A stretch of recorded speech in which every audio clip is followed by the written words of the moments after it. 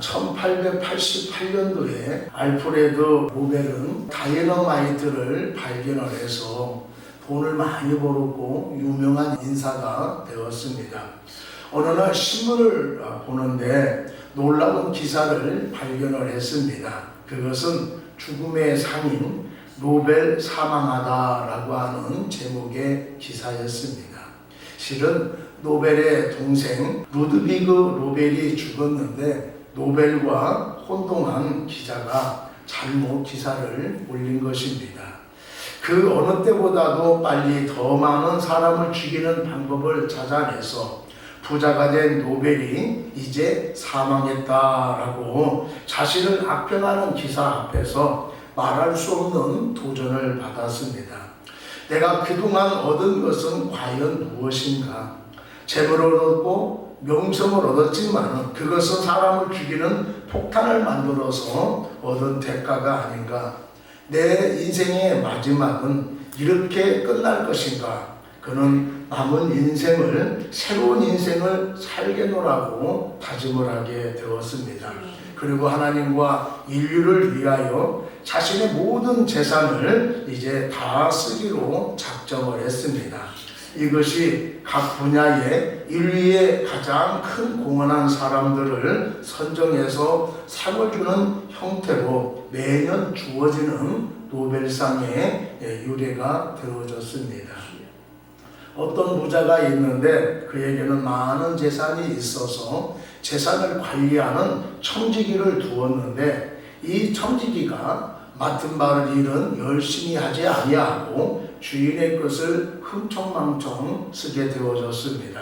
주인은 이것을 알고 청지기에게 해고를 통보하여 장례를 정리해서 가져오라고 했습니다. 해고된 다음에 다른 일자리를 찾아봐야 할 거 아닙니까? 근데 이 청지기는 다른 일을 해본 적이 없어요. 그래서 육체 노동을 하자니 힘들어서 못할 것 같고 빌어먹자니 자존심이 상했습니다.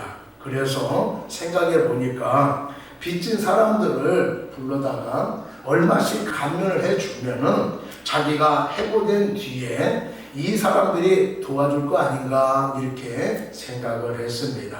그래서 청지기는 주인에게 빚진 사람들을 다 오라고 불러서 당신은 얼마나 빚졌습니까? 라고 물으니까 길은 100마리입니다 라고 얘기해서 여기다 50이라고 적으시오. 당신은 얼마나 빚졌습니까? 라고 얘기하니까 밀 100석입니다 라고 하기에 그 사람의 증서를 주면서 여기다가 80이라고 쓰시오 라고 했다고 합니다.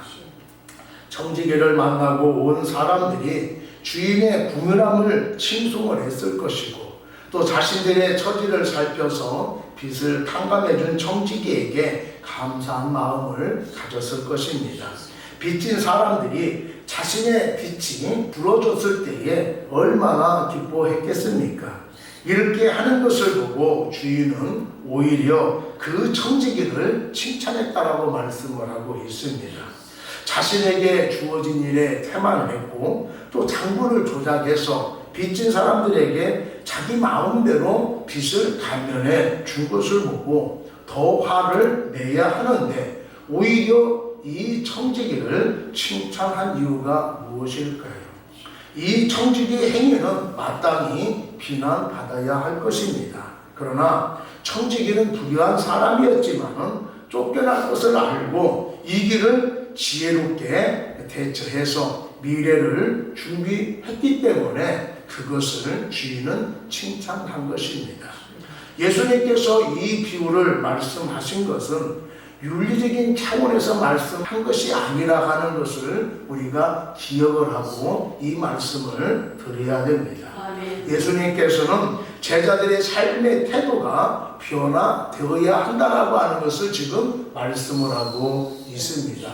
위기에 처한 청지기가 미래를 내다보고 지혜롭게 처신하는 것을 하나님을 믿는 사람들이 위기에 처했을 때 더 지혜로워야 되지 않겠느냐라고 지금 말씀을 하고 있는 것입니다.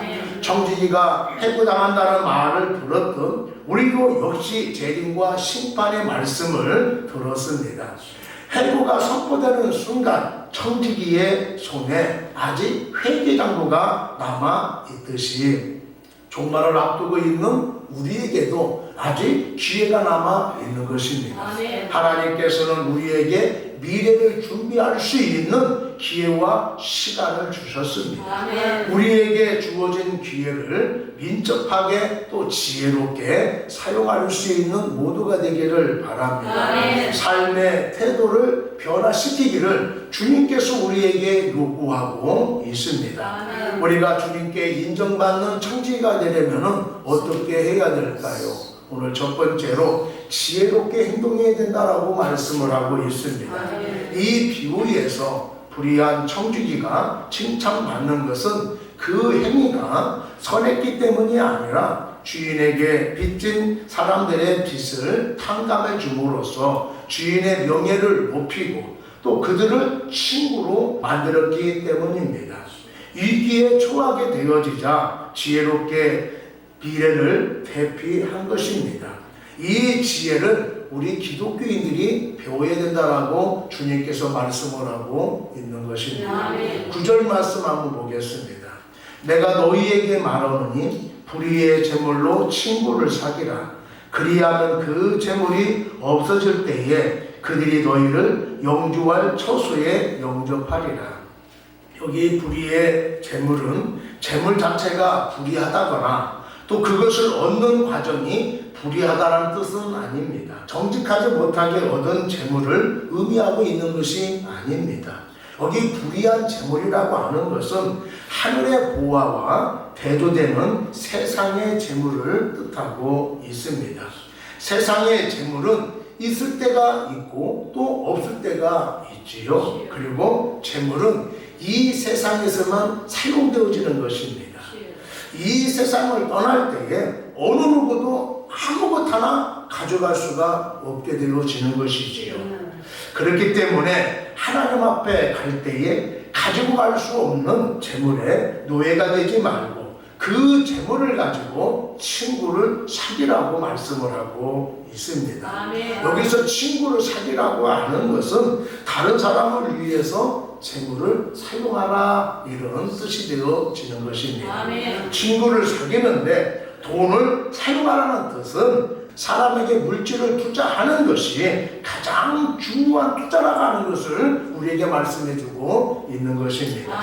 우리가 재물의 노예인지 하나님의 종인지 그것은 우리가 얼마나 벌었느냐 또 얼마나 못 벌었느냐 이걸 가지고 판단하는 것이 아니라 돈을 어떻게 사용하느냐 이것 보면 알 수가 있는 것입니다. 다른 사람들보다 많은 물질을 가지고 있고 많은 권한을 가지고 있습니까? 그럼 그것을 움켜쥐지만 마시고 자신만을 위해서 사용하지 마시고 다른 사람들을 돕는 여러분이 되기를 바랍니다.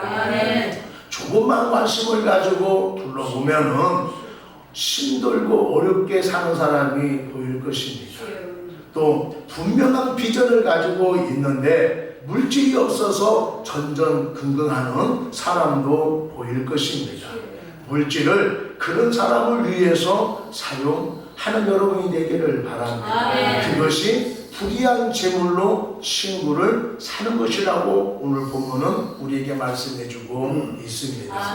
불의한 재물로 친구를 사귀게 되어지면은 그들이 너희를 영주할 처소로 영접하리라라고 말씀을 하고 있습니다. 여기서 그들은 누구를 가리키고 있는 것일까요?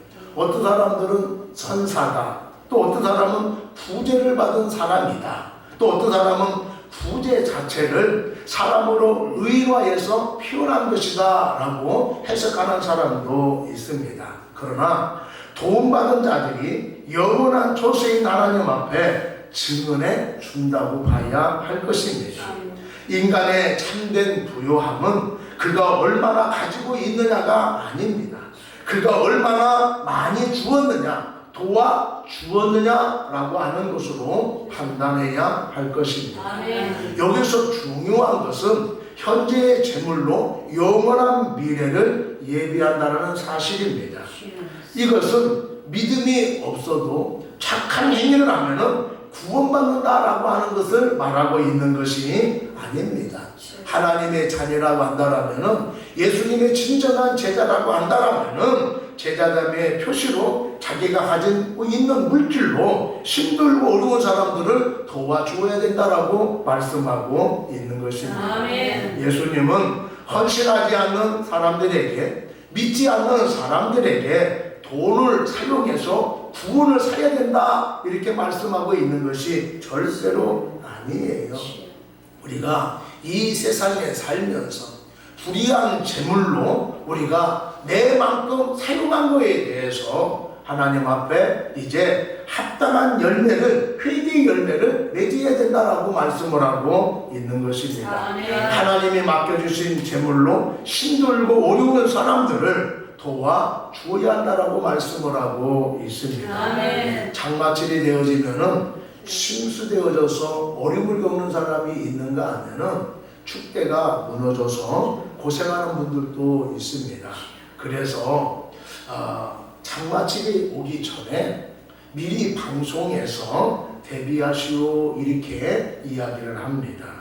심각성을 깨닫고 대비하는 사람은 어려움을 당하지 않거나 또 어려움을 당한다 하더라도 그렇게 큰 어려움을 당하지 않습니다. 그런데 비가 와도 괜찮을 거야 라고 태만하거나 또 방관하게 되어지면은 큰 어려움을 당하게 되어지는 것을 볼 수가 있습니다. 여러분 미리미리 대비하셔서 어려움을 당하지 않는 여러분이 되기를 바랍니다. 하나님께서 한 번 죽는 것은 사람에게 정한 것이요 그 후에는 심판이 있으리라라고 말씀을 하셨습니다. 그런데 많은 사람들은 죽음은 끝이지 무슨 심판이 있어 이렇게 말을 하는 사람들도 있습니다.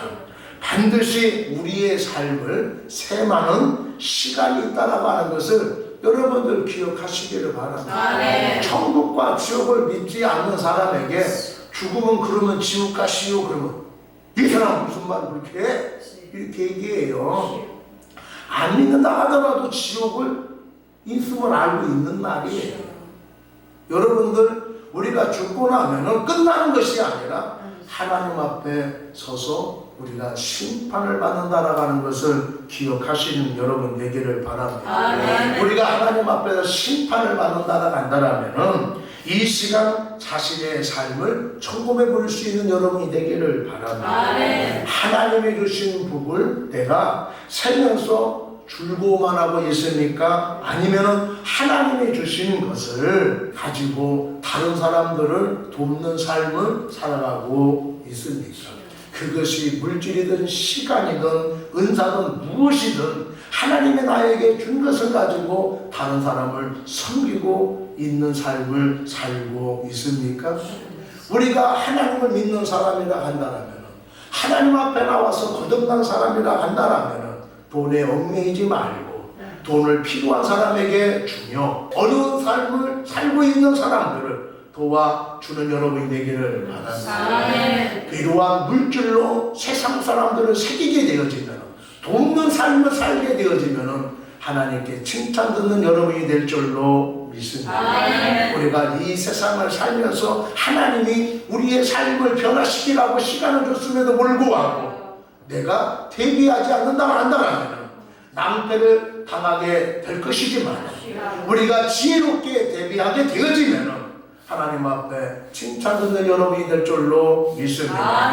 상급을 받는 여러분이 될 줄로 믿습니다. 여러분 어리석은 사람이 되지 마시고 지혜롭게 미리 대비하시는 여러분이 되기를 축복합니다. 두 번째로 충성스럽게 감당해야 합니다. 오늘 나오는 청지기는 주인에게 인정받아서 재물을 맡아 관리하는 사람이 되어졌습니다. 처음에는 인정을 받은 사람이었지만은 불의하게 함으로 인하여서 관리의 자리에서 쫓겨나게 되어졌습니다. 그래서 예수님께서는 제자들에게 무엇을 맡겨 주었든지 충성스럽게 감당하는 사람이 되어야 된다고 말씀을 하고 있습니다. 10절 12절 말씀 보겠습니다. 지극히 작은 것에 충성된 자는 큰 것에도 충성되고 지극히 작은 것에 불의한 자는 큰 것에도 불의하니라. 너희가 만일 불의한 재물에도 충성하지 아니하면 누가 참된 것으로 너희에게 맡기겠느냐. 너희가 만일 남의 것에 충성하지 아니하면 누가 너희의 것을 너희에게 주겠느냐. 청진이라고 하는 것은 자신에게 맡겨진 걸 가지고 자기의 마음대로 사는 자들이 아니라 주인의 뜻에 맞게 관리하며 사는 사람입니다. 아멘. 그래서 청지기에게는 필요한 것이 충성인 거예요. 아멘. 마지막 심판 때에 하나님의 심판 기준도 충성이라고 하는 것을 여러분들 기억하시기를 바랍니다. 아멘. 일을 맡은 일의 크기나 중요함에 따라서 상관하지 아니하고 주어진 일을 얼마나 성실하게 충성스럽게 감당했느냐를 하나님은 보십니다. 아멘. 그래서 예수님은 세 가지를 대조하여 말씀하심으로 충성이 얼마나 중요한가를 말씀해주고 있습니다. 아멘. 첫째로 작은 것과 큰 것을 대조시켜서 말씀하고 있습니다. 작은 일을 하는 자세는 큰 일을 감당하는 자세를 보여주는 촉도입니다. 충성된 자에게는 무엇이든지 충성스럽게 일을 하고 불의한 자는 무엇을 맡겨주더라도 불의하게 되어집니다. 지금 우리가 무엇을 맡았든지 그것은 하나님께서 나에게 맡겨주신 것이라고 생각하는 여러분 되기를 바랍니다. 아멘. 하나님의 일은 아무리 작은 것이라 하더라도 우리가 최선을 다해야만이 감당할 수가 있습니다. 아멘. 하나님으로부터 큰 복을 받는 비결은 지금 나에게 맡겨주신 일에 최선을 다하는 것입니다. 아멘. 두 번째로 불의한 재물과 참된 재물을 대조하고 있습니다. 불의의 재물은 세상에서 사용하는 재물을 말하고 있는 것입니다. 그러면은 참된 재물은 무엇을 말하고 있을까요? 참된 재물은 진정한 보화, 다시 얘기해서 하늘에 있는 보화들을 말하고 있는 것입니다.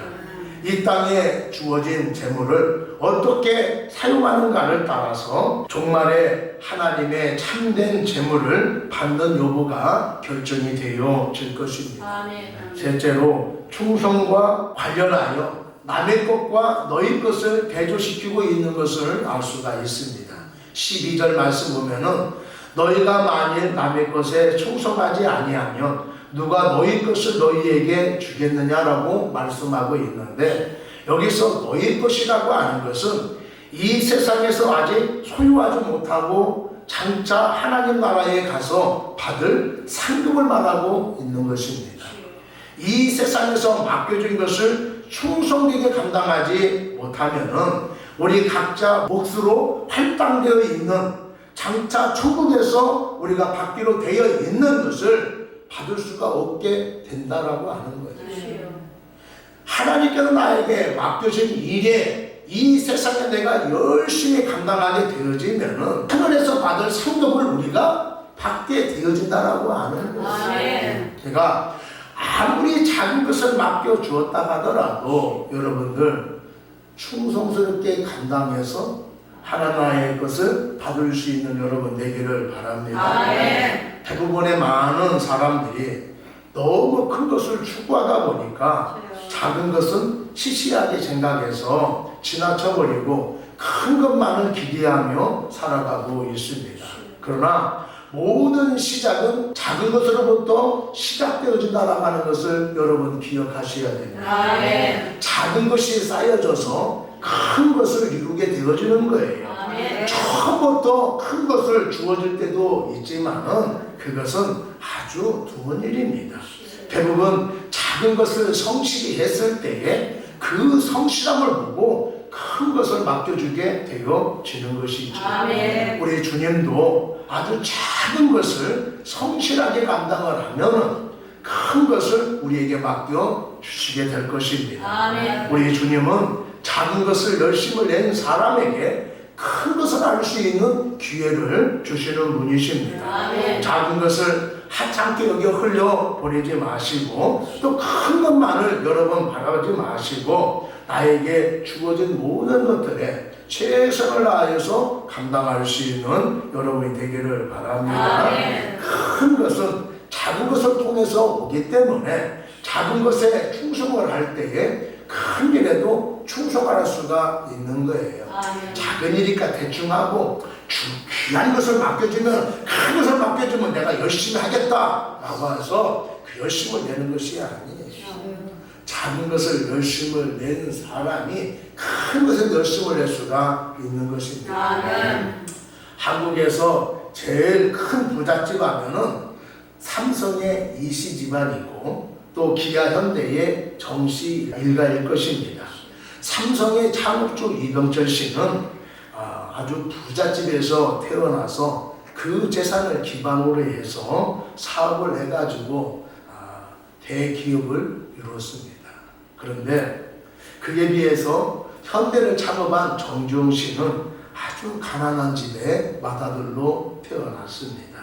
그가 강원도 농촌에서 상경에서 서울의 어느 쌀집에 취업을 하게 되어졌습니다. 근데 취업을 하면서 쌀가게잖아요. 나는 큰 뜻을 품고 서울에 온 사람이야. 나는 이런 시시하게 쌀 배달이나 할 사람이 아니야 라고 하면서 대충대충 했다 간다라면 아마 정지용 씨는 평범한 장사꾼에 지나지 않았을 것입니다.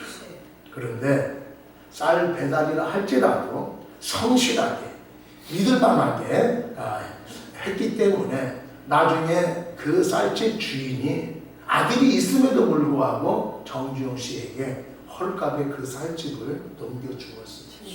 정주영 씨는 그 쌀가게를 기반으로 해서 현대공업사를 창업을 했고 또 그것을 발판으로 해서 대기업을 이뤄낸 사람입니다. 정주영 씨는 천성적으로 부지런한 사람이에요. 그리고 의지가 아주 강한 사람입니다.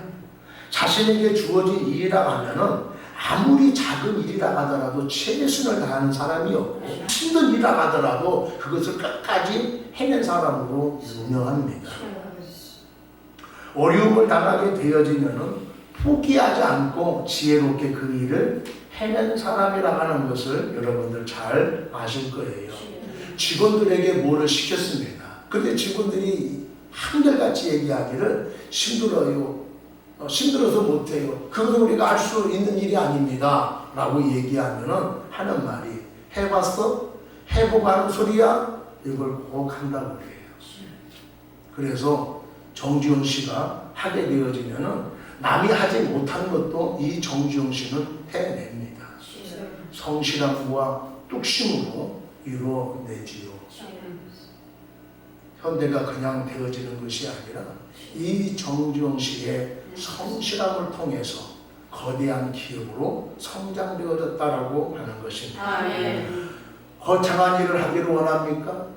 큰 인격의 사람이 되기를 소원하고 있습니까?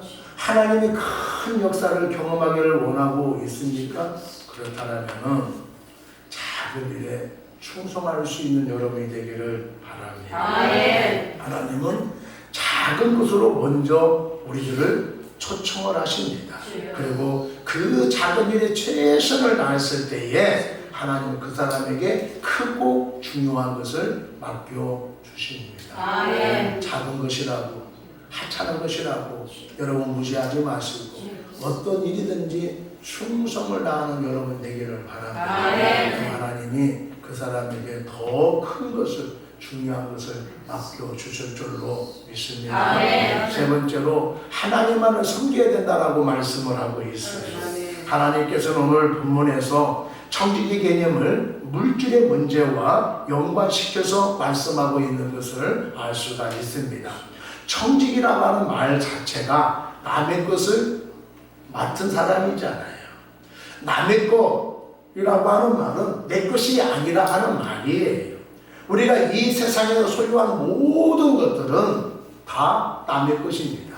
다시 얘기하면 하나님의 것이라고 하는 것이지.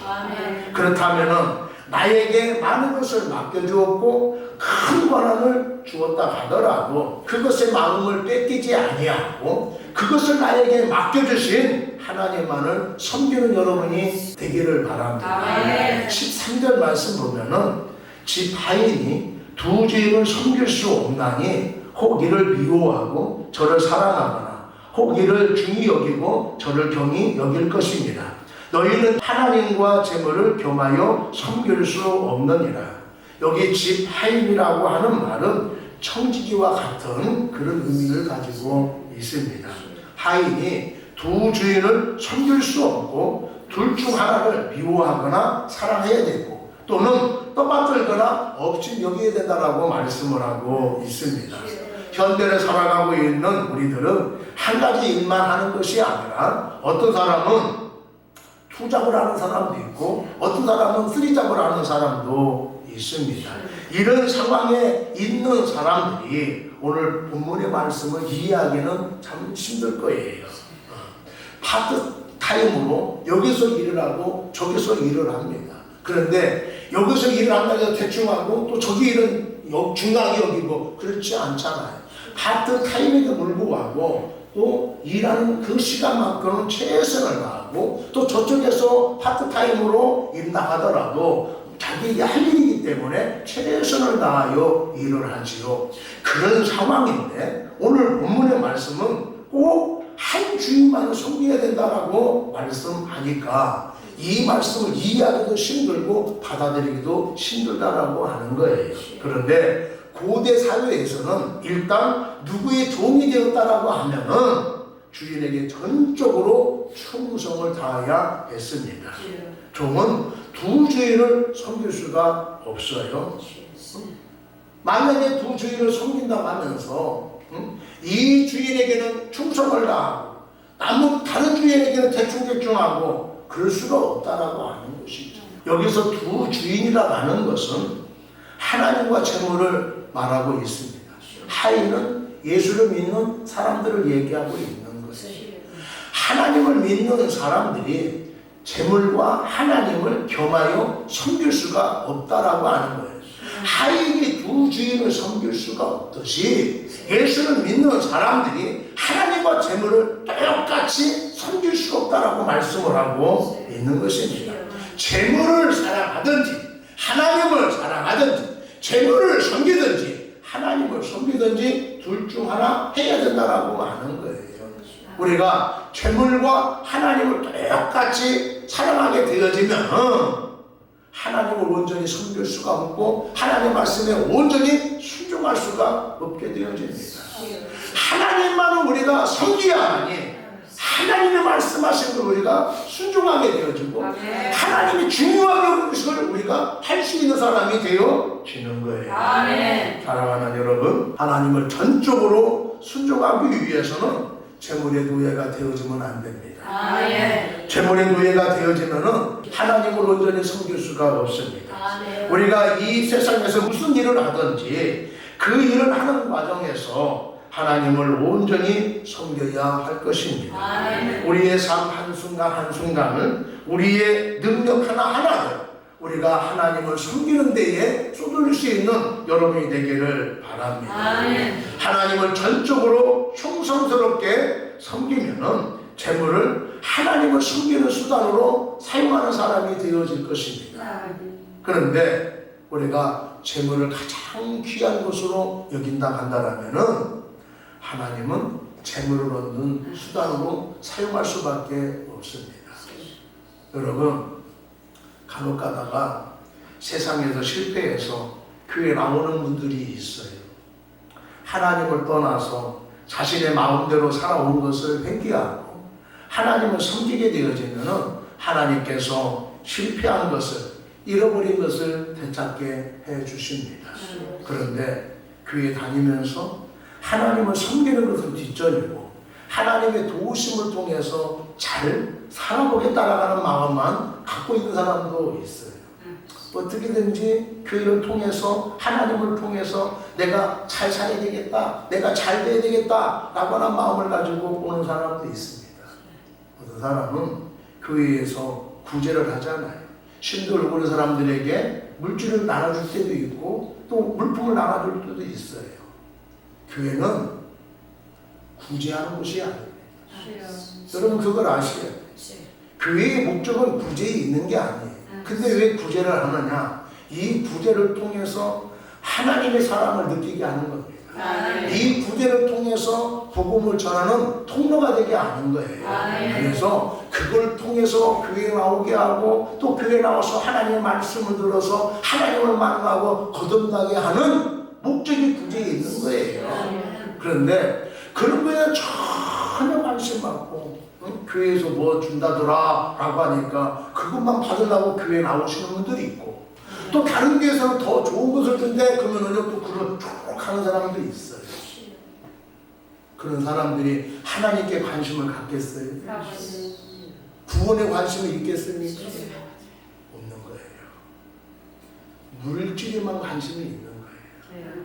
그러면 하나님을 섬기는 그 교회에 다니는 것은 물질을 얻기 위한 수단에 불과하다라고 알았어요. 이러면 안 됩니다. 우리가 처음에 실패 하나님의 앞에 나올 수도 있고 또 교회에서 뭔가 준다 하더라 라고 해서 교회에 나올 수도 있어요. 그러나 여기에 머무르면 안 되는 거예요. 그것이 발판이 되어져서 하나님을 만나게 되어지고 그게 우리가 구원을 받는 사람이 되어야 할 것입니다.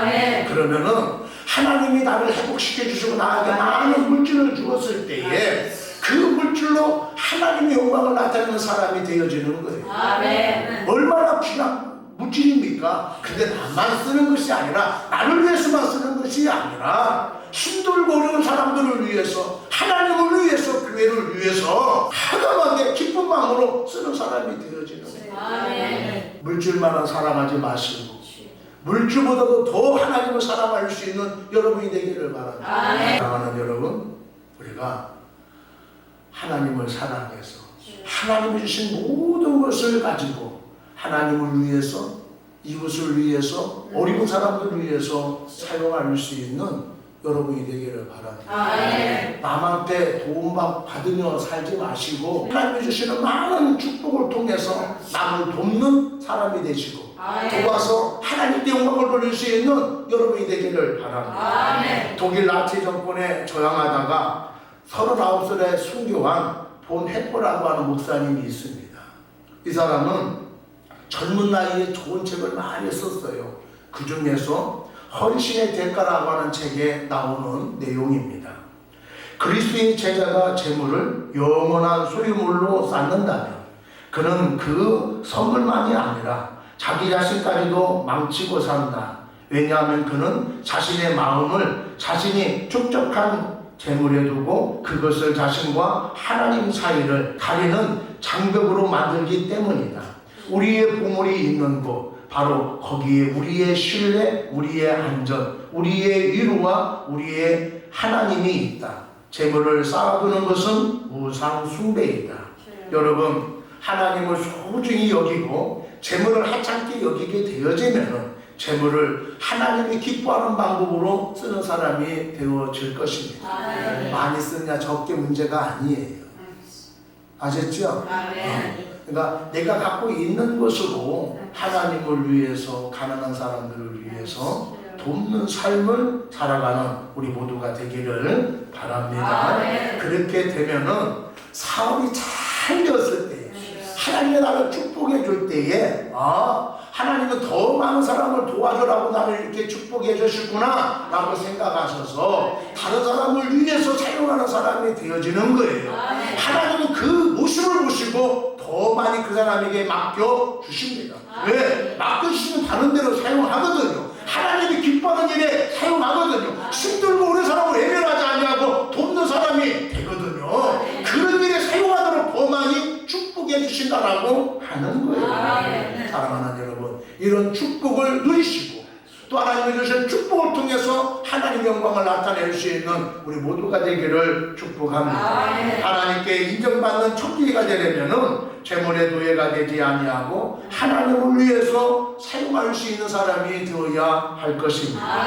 만물의 주인이신 하나님 앞에 우리가 소중하게 여기고 있는 재물에 대한 욕심을 내려놓을 수 있는 여러분이 되기를 바랍니다. 아멘. 돈을 사랑함으로 모든 악이 시작이 되어집니다. 돈은 하나님을 위해서 사용하도록 주신 도구에 불과하지 않습니다.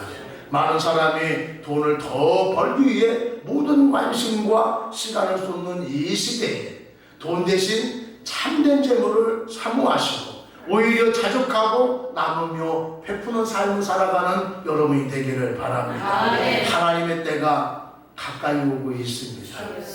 지혜롭게 심판에 대비하여 살아갈 수 있는 우리 모두가 되기를 바랍니다. 아멘. 우리를 결산하시는 하나님 앞에 섰을 때에 잘했도다 충성된 종아라고 칭찬을 듣고 그에 합당한 상급을 받을 수 있는 우리 모두가 되기를 축복합니다. 아멘.